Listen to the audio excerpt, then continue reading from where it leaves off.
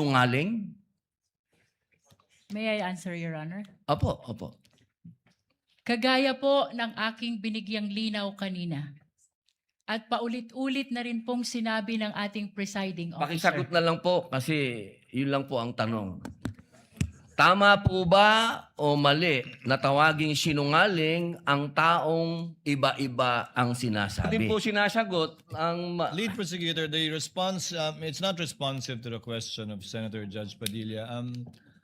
Allow me to, if the good Senator Judge will allow the presiding officer, pwede ba nating sabihin, lead prosecutor, na ang testigong pabago-bago ang kanyang testimonya sa magkakaibang petsa o araw o panahon ay isang testigong hindi maaasahan?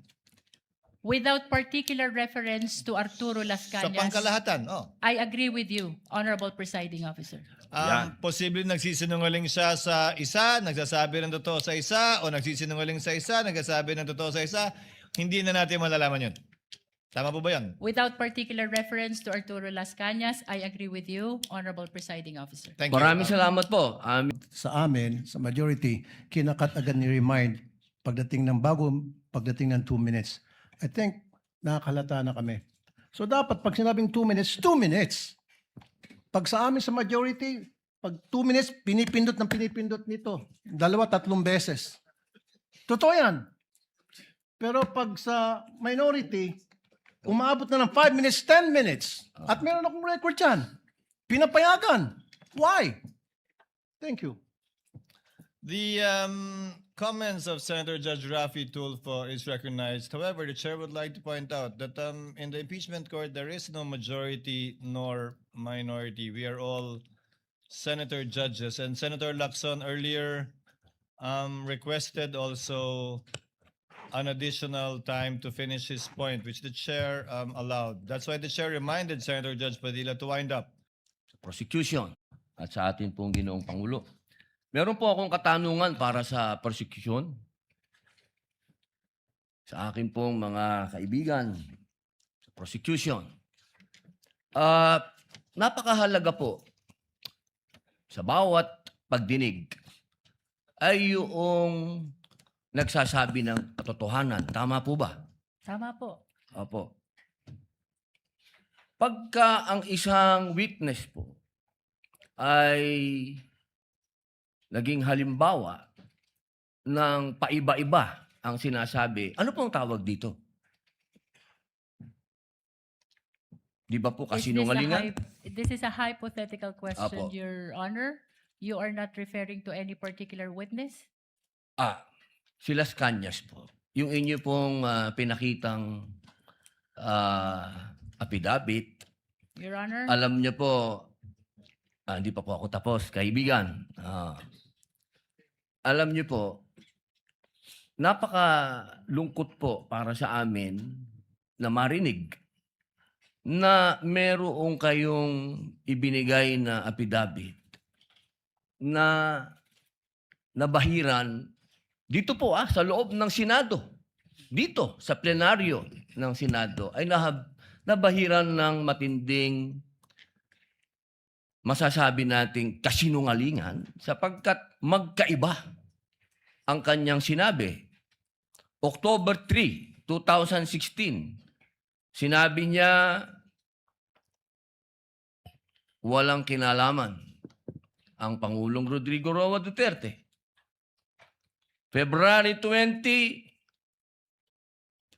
March 6, na iba na ang istorya. Ang tanong ko po, ano ang tawag sa taong paiba-iba ang sinasabi? Di ba po sinungaling? May I answer, Your Honor? Opo, opo. Kagaya po ng aking binigyang linaw kanina at paulit-ulit na rin pong sinabi ng ating presiding officer. Pakisagot na lang po kasi yun lang po ang tanong. Tama po ba o mali na tawaging sinungaling ang taong iba-iba ang sinasabi? I'm sorry, Your Honor, but I need to qualify my answer. Mr. Presiding Officer, isang simpleng tanong lang po. The lead prosecutor may agree or disagree or state a different characterization. I can state a different characterization if I'm asked by the good Senator Judge. You may disagree or agree with the Your statement Honor. of the Honorable Senator Judge Padilla. Feel free to say no or yes, Counsel. Kagalang-galang ng mga senator judges at sa atin pong mga nanonood na kababayan. Dahil binanggit po ng kagalang-galang na Senador Robin Padilla ang pangalan at ang affidavit ni Arturo Las Cañas, nais ko pong linawin ang kanina ko pong manifestasyon. Ito po ay ipresenta sa impeachment court bilang bahagi ng Presiding testimonya Officer, ng witness. Hindi pa din po sinasagot ang Lead prosecutor, the response, it's not responsive to the question of Senator Judge Padilla.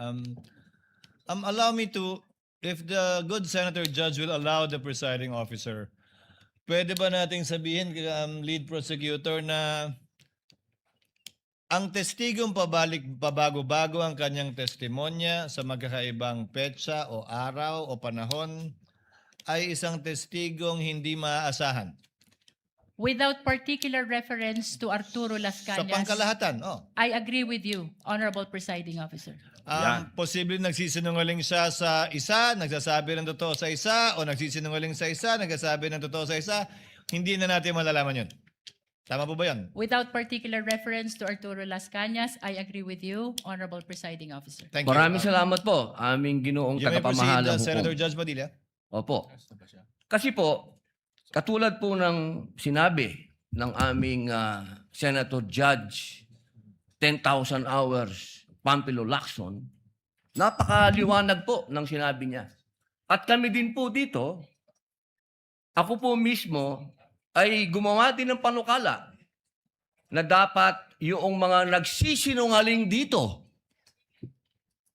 yung mga paiba-iba ng testimony na nagiging aming mga witness, ay dagdagan dapat ang sintensya ng perjury. Kailangan amendahan ang batas na yan. Ngayon, bilang pakiusap po sa inyo, sa prosecution, pwede po ba na sana ay maiwasan natin ang pagbibigay ng witness na may kasong perjury? Hindi na po ito si Las Cañas.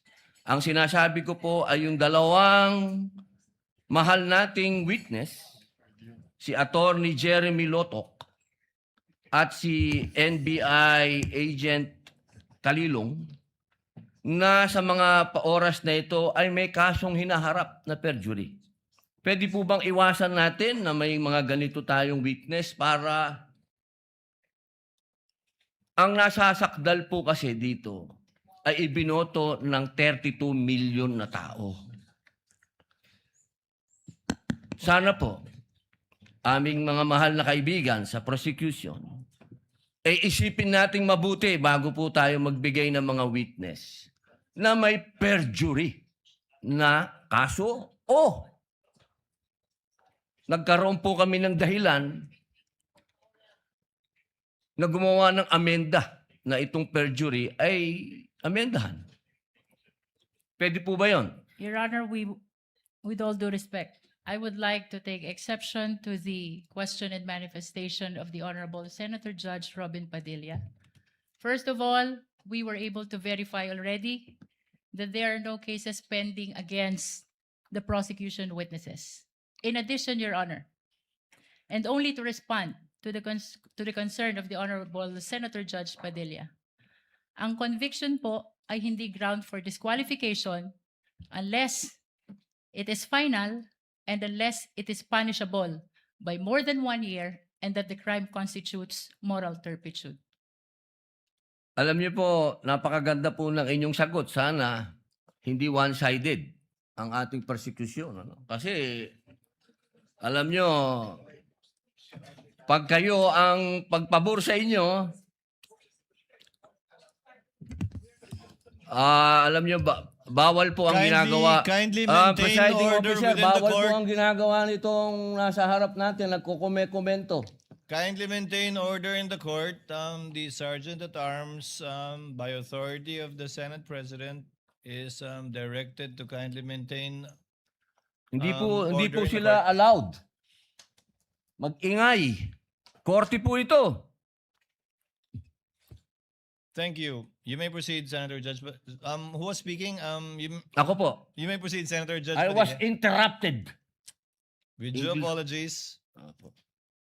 So, ibig niyo pong sabihin, yung mga senator judges dito ngayon na humaharap sa kaso, na hindi po pinapayagan ng ombudsman at hindi pa rin sila guilty, ano pong ibig niyo sabihin?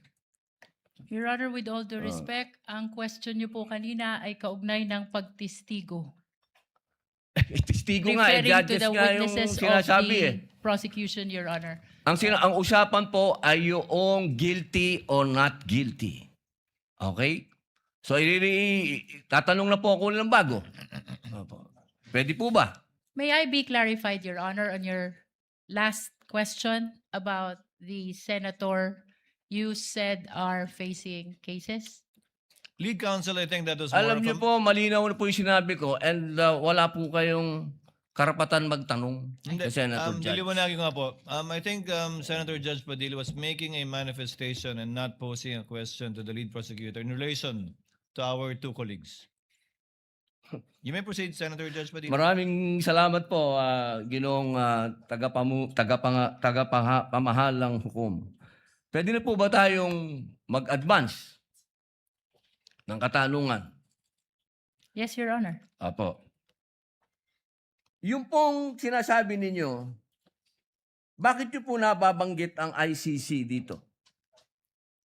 Ano po ang kinalaman ng ICC dito sa ating pagdinig? With all due respect, Honorable Senator Judge Robin Padilla, kagaya po ng nabanggit ko na, at marahil panglima ng banggit ng presiding officer, nabanggit po ang ICC, kaugnay ng affidavit ni Las Cañas, na ipirinisinta po ng prosecution bilang bahagi lamang ng testimonya ng witness at bilang bahagi ng naging investigasyon ng Special Task Force ng NBI. Maraming salamat Judge, po. Senator Judge Padilla will please wind up. You can Opo. avail of a second round if you wish. Opo. Maraming salamat po. So, ibig pong sabihin, malinaw, na kanina sinabi natin na What is the hindi pleasure siya... of with the permission of Senator Judge and indulgence of Senator Judge Padilla, what is the pleasure of Senator Judge Rafi Tulfo? Walang mic. Kay Senator Padilla. Bakit pag sa kabila pinapayagan sila 5-10 minutes, bakit pag sa amin, sa majority, kinakat agad ni remind pagdating ng 2 minutes? I think nakakalata na kami. So dapat pag sinabing 2 minutes, 2 minutes. Pag sa amin sa majority, pag 2 minutes, pinipindot nito. 2-3 beses. Totoo yan. Pero pag sa minority, umaabot na ng 5 minutes, 10 minutes. At meron akong record yan. Pinapayagan. Why? Thank you. The comments of Senator Judge Rafi Tulfo is recognized. However, the chair would like to point out that in the impeachment court, there is no majority nor minority. We are all senator judges. And Senator Lacson earlier requested also an additional time to finish his point, which the chair allowed. That's why the chair reminded Senator Judge Padilla to wind up because Hindi. his time already lapsed. Kaya nga, Mr. Presiding Officer, I'm sorry, I do have a lot of respect in you. Yung sa akin lang, kahit na sino senador, kapag dating na ng 2 minutes, pinipindutan ng bell eh. Ako ilang beses na ako nang pindutan ng bell. Nakakairita eh. Samantalang yung iba, hindi pinipindutan ng bell, umabot pa ng 5 minutes. I'm not referring to anybody here now. Yun lang yun eh. Kaya nga kumisas, binubulungan ko na nandiyan eh. Oy, pindutin mo na yung bell. Para naman makapagsalita yung iba. Yun lang po. Wala na akong tinutukoy dito. Dapat maging fair tayo yung sa nagpipindot ng bell. Pag sinabing 2 minutes regardless kahit na sinong senador yan. Thank you. The clerk of court is instructed to kindly relate to the bell ringer. To kindly be consistent in doing the reminder polite reminder to the senator judges with respect to the time allotted. Sir Presiding Senator Officer. Judge Yes. Cayetano Alan. No, I take the comments of Senator Tulfo in order. I respect your opinion, but just to put on record, as you said, Senator Lacson a while ago asked for more time, binigay. Walang bell yon. Yesterday, 2 bell sa akin. 2 o 3? I don't wanna Dalawa admit- lang ang bilang ko. 2 lang bilang mo. And maybe the solution is that after the first, isang bell na lang, pero kasi from the start of the impeachment trial, we asked the presiding officer at sabi mo nga, liberality, because then if not, if we can't ask questions, baka magkaroon ng motion or mas lalong tatagal. Maybe you've been doing it naman, but yun nga, yung just ask to wrap up. But konting, we all want to get back to work. There's so much that we want to do. At least, wala ngang majority-minority, but at least wala ngang threat ng kaso sa majority. Kami magsalita dito, parang may sword sa aming nakatutok. So, konting pagbibigay din sa amin ng konting liberality din sa pagtatanong. Yes. But in accordance with the rules, tama naman po yung sinabi ni Senator Tulfo.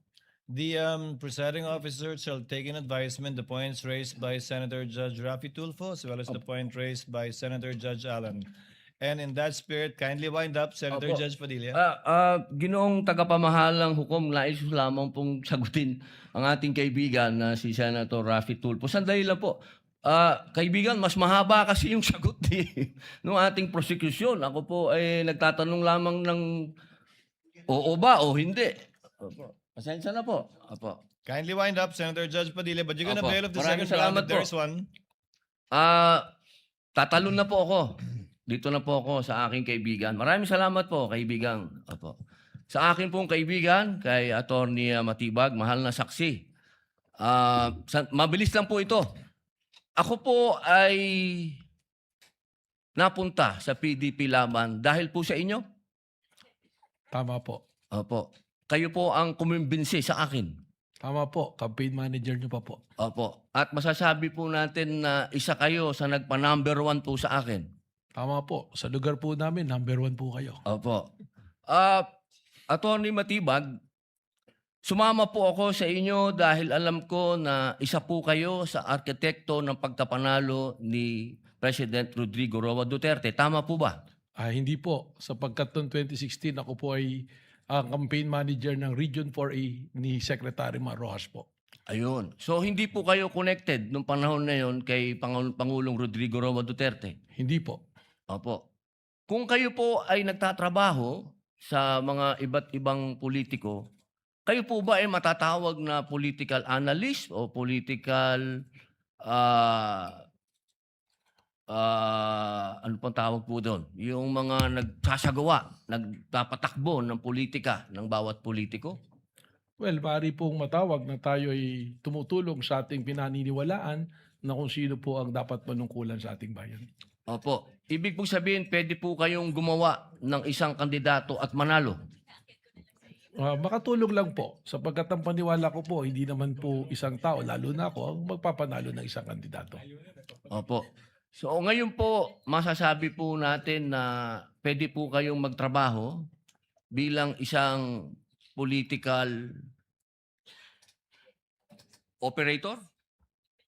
Ano po bang konteksto ng political operator? Ang ibig ko po sabihin, ako po ay nasasama sa isang political party noon. So tumutulong po tayong maipanalo ang isang kandidato ng political party. Opo.